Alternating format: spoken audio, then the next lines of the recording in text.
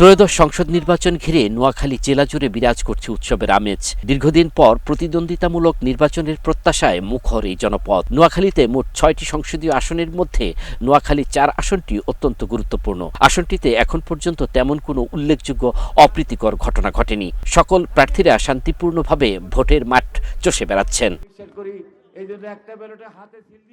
সদর ও সুবর্ণচর ২ উপজেলা নিয়ে গঠিত এই গুরুত্বপূর্ণ আসনটিতে বিএনপির কেন্দ্রীয় ভাইস চেয়ারম্যান মোহাম্মদ শাহজাহান ধানের শীষ নিয়ে মাঠে লড়ছেন। ১৯৯১, ১৯৯৬ ও ২০০১ সালে ৩টি নির্বাচনে তিনি এমপি প্রার্থী নির্বাচিত হয়েছিলেন। আমরা অন্য দলের নেতাদেরকে বলবো, ভোট করে কোনো আপত্তি নাই, কিন্তু ভোটের পরে সবাই মিলে আমরা যেভাবে এখন ভোট করছি ভিন্ন ভিন্ন, ভোটের পরে আমরা ভিন্ন থাকতে চাই না। তারেক রহমানের নেতৃত্বে সকল শক্তি ঐক্যবদ্ধ হয়ে আমরা দেশের গণতন্ত্রকে প্রতিষ্ঠিত করতে চাই, দেশের উন্নয়ন করতে চাই।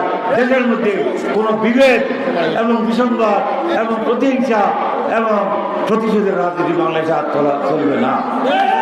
অন্যদিকে জেলা জামায়াতের আমির অধ্যক্ষ ইসহাক খন্দকার দাঁড়িপাল্লা প্রতীক নিয়ে মাঠে লড়ছেন। দাঁড়িপাল্লায় ভোট চেয়ে ব্যাপক সভা সমাবেশ ও গণসংযোগে ব্যস্ত সময় পার করছেন তিনিও।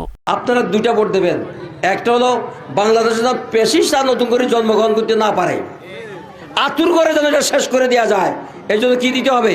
হ্যাঁ, দুর্নীতিকে না, আর দুর্নীতি না দেওয়া মানে কি আমি কোন পক্ষে ভোট দিতে হবে? হ্যাঁ, যাতে দুর্নীতি জন্মগ্রহণ করতে না পারে, সাদাবাজ যেন আর বাঁচতে না পারে, এবং টেন্ডারবাজ যেন এখানে না থাকতে পারে। নিয়মিত সভা সমাবেশ, উঠান বৈঠক ও গণসংযোগ চালিয়ে যাচ্ছেন উভয় দলের প্রার্থীরা। নেতাকর্মীরা ব্যাপক উৎসাহ উদ্দীপনার মধ্য দিয়ে গণসংযোগ, উঠান বৈঠক, সভা সমাবেশ করছেন।